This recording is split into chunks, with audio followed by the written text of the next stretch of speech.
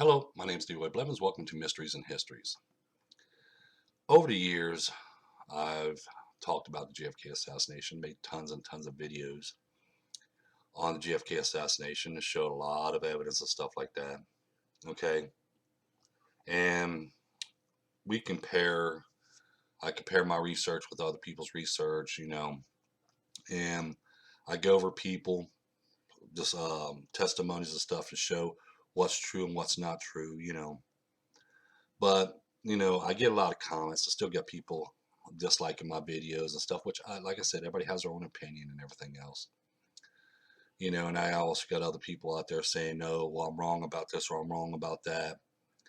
But they can say it in words, I'm wrong, but can they show me? Okay, don't point to somebody else's research or whatever. Show me in your own investigation, in your own research.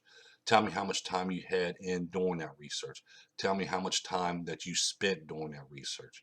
Okay, you have to show it. As I've always said, you have to show it. As you see here, this is for you, Mr. E. As you see here, here's the government's official story. Okay, that's the government's official story. Here's a story told in Dealey Plaza. And then we have my official story. Okay, and we'll bring up my shots as well. So we'll put that one there. This one here, which is my research, which I'll put right here. And then we'll go with the official stories from the other people. Okay. Now let's do this way. And let's try to understand about what I do here and everything else. Okay. Story. And as you know, I'm just telling the story.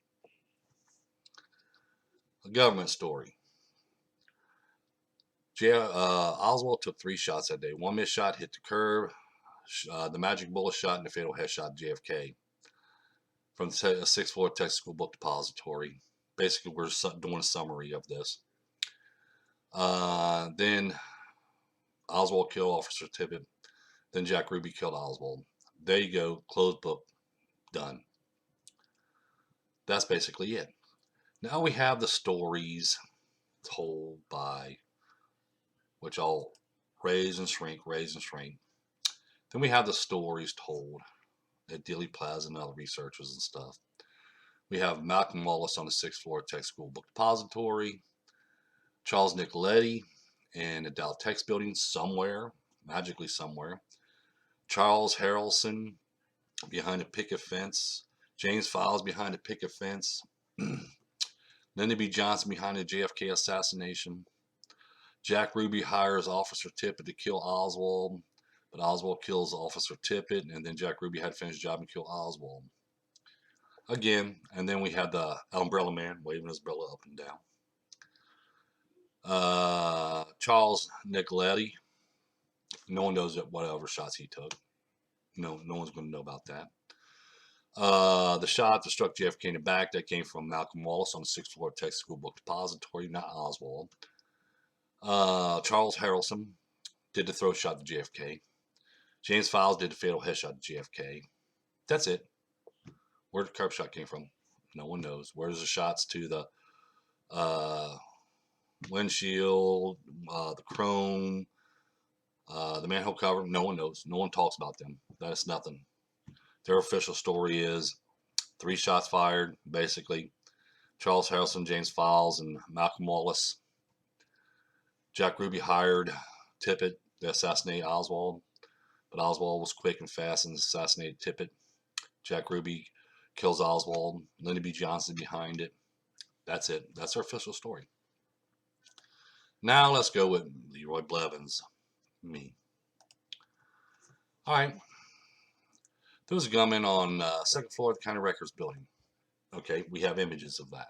And we have images of him taking shots from that location. We have a gunman on a rooftop of the County Records building.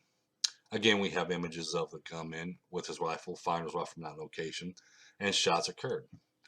We have Oswald looking out of the 6th floor Texas School Book Depository, and the decoy rifle, which is a Heidel, which was one of Oswald's alias and stuff like that. But we see that. Okay, we see that. Then we have the two gunmen inside of shelter number 3, which we can see them with rifles in their hands, aiming rifles and taking shots from that location and where the shots made contact with. And we also have the babushka lady turning on a light, a warning signal light. I also show, hey, it was 14.72 seconds the total time of the assassination of JFK. JFK was shot 4 times, Governor Connally shot twice, the curb shot 1 time, manhole cover shot twice, uh, steps, 1 shot to the steps, grass area 2 shots to it, and shot to the lamppost, total 13 shots. That's my official story. Okay, and these are the locations of where all these shots made contact with, as you see here. Now, this is my official story. Here's the government's official story. 3 shots, lone assassin, and that's it, basically. Okay. Over here, mainly the 3 shots they talk about, just 3 shots, no more shots, just the 3 shots. 3 shots here, 3 shots here, almost a similarity. Don't know who took what shots, except for James Files and Charles Harrelson and Malcolm Wallace, which no evidence to back up these guys and their locations or the shots they fired. 0, nothing. Because he has these pictures here. They're not taken at Dealey Plaza. They're not taken at Dealey Plaza. My pictures are taken at Dealey Plaza. There's not, and there's not. The shots that I show photographic evidence of each one of the shots. They don't show no evidence in their research or anything else of any of the shots. Not one of them. So who do we believe? Okay. People want to sit there and say, oh, well, I'm wrong about this, I'm wrong about that. But everything I'm presenting, everything that I'm presenting is photographic evidence. Photographic evidence of the shots, photographic evidence of the gunmen and their locations and shots being fired from there, photographic evidence and pinpoint of where these shots made contact with either JFK, Governor Connally, or the surroundings. What are they showing? The government? Nothing. What is these researchers and the people that tells us a story every single day at Dealey Plaza? What they got to show as photographic evidence? Nothing. Only me. So you see, I'm not trying to say my research is better than anybody else's. Like I said, I speak highly of everybody. I do my research, I do my investigations to get to the truth. Just like when I sit there and point out this right here. When they do their testing, which I'm going to have to shrink this, when they do their testing, they place 1 subject in there when they do their ballistic testing, or 2 subjects in there when they do the ballistic testing. But in reality, there's 6 people in that vehicle. Not 1, not 2, but 6. They're in different positions in that vehicle. That's what I look at. But they look at it this way. So you see, this is why the big difference is when it comes to doing research and investigation. People says that Malcolm Wallace's fingerprint is found in the 6th floor Texas School Book Depository. So that proves he was there. But then we have Joan here. Okay, we have Joan here that had the testing professionally done, and there was no match to Malcolm Wallace's fingerprint. So she verifies that fingerprint was not Malcolm Wallace's. So now we got to eliminate Malcolm Wallace. So he was not one of the assassins. He wasn't even there. I tell people, I look at the JFK assassination as one murder case. I looked at the Officer Tippit shooting as one murder case. I look at the assassination of our Oswald as a different murder case. Okay, 3 different murder cases, but everybody wants to combine all 3 of these cases into one when there's 3 different ones. You see what I'm saying? My research is different because I look for something there. I look for the evidence. Just like when we sit there and talk about the manhole cover shots. Okay, Zapruder film shows 2 shots striking there. We have all these photographic evidence and the bullet line in the grass by that manhole and everything else. But no one's paid attention to it. They push it aside. People even made comments and he wrote to me. They've been up and down Dealey Plaza for years. And they didn't even know there was 2 bullet holes there. Didn't even know it until they seen my video. Once they watched my video and seen my research, They was like, oh, I didn't even know there was 2 bullet holes there. I didn't know there was 2 shots even struck there. I walked across that must a dozen times or so and never knew that there was 2 bullet holes there because no one looked for it. That's what I'm talking about. No one looked for this. Everybody wants to talk about this conspiracy, but nobody want to look for the evidence. So what I do, I come along and I look for that evidence and I present that evidence. Like I said, I'm not asking people to follow me or believe only solely my research. Everything I said, everything I claimed, I present the evidence. I do. Like the gunman's location, I present the location. I present photographic evidence to back it up, plus eyewitness accounts and testimonies as well, as you see right here. I said the fatal headshot and the shot to Governor Connolly as he was turning to his left and struck him in the back came from shelter number 3. I showed photographic evidence of them 2 shots occurring and making contact with JFK and Governor Connolly. I show eyewitness accounts that backs up this location as well. I show other evidence in the films and images. We can see the shots occurring and fire from the shelter. But people still want to deny this kind of evidence. They want to deny this evidence because they still want to believe in the James Files story that he was assassinated behind a picket fence. They want to believe that. Okay. They want to believe this story here. Okay. Malcolm Wallace is up here. Charles Nicoletti in the Dow Tex building. Charles Harrelson and James Files behind a picket fence. The Umbrella Man is being one of their stakeout men. You know, waving umbrella up and down. Okay. But like I said, why? Where's the evidence at? I don't see no evidence. All this map here I had to put together because there's no evidence of these guys with rifles in their hands or them firing from them locations. There's no evidence to back it up. Just a story. That's all we have. When it comes to my research and what I say is backed up by photographic evidence. So like I said, I'm not out to say, hey, believe me. Don't believe nobody else. Just believe all me. No, I'm not saying that. Like I said, there's a lot of good researchers out there. It's just, you know, I get time and time again, I get people asking me questions time and time again about the same things over and over again. And they say, well, what makes my research different than everybody else is because I look for the evidence. Okay. If the story fits of what we see, okay, then that's the truth. That's the true story. But if there's a false claim made, we have to, as a researcher, and if you want to do a thorough investigation, you have to also will them out. You have to push, you have to find the evidence to prove the story. If the story cannot be proven, then you have to sit there and present it. Hey, this story is not true. You have to present it. Okay, so the people out there would understand fully about the type of research you're doing and what you're trying to look for, because to me, it's all about the truth. It's to find that truth, present that truth. That's what it is. And if you can't see it, then it never happened. People could tell a story 1,000 times over, but what do they have to back it up? All they're doing is pushing out more theories and stuff. That's why the JFK assassination case will never be closed. As I keep on saying time and time again, it will never be closed. Just like when people sit there about the blowhole. Because the doctors and them says about the blowhole being in the back of the head, okay, now, as I point out, who's going to know exactly,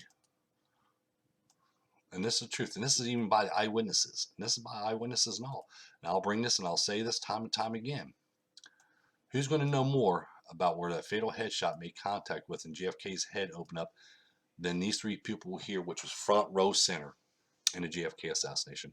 They was front row center. Okay, not one of them said the back of JFK's head. It was the right side, as you see here, here, and here. The right side of JFK's head opens up. That's what they said. But people don't understand is when you say no, the blowhole's here, that means you're calling her a liar, him a liar, and him a liar. When they're front row center, they're right there.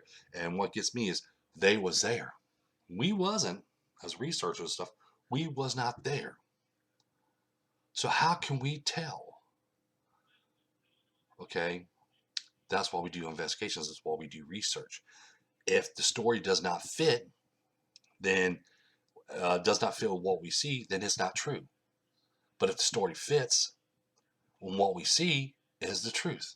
That's why when I sit there and I say, when let's see, let's pull up, I want to pull up an image of the fatal headshot to JFK right here. We'll pull this up too so you can understand what I'm saying.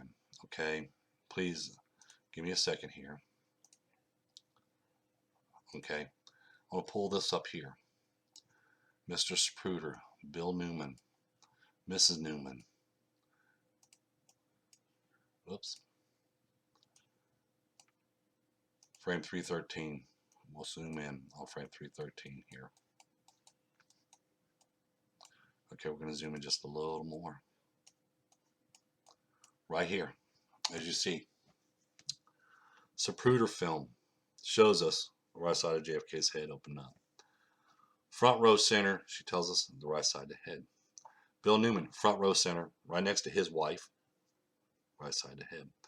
Mr. Zapruder filming front row center, right behind the Newmans, right side of the head opening up. Their stories match now.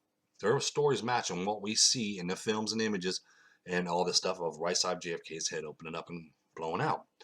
Their stories match. So they're telling the truth.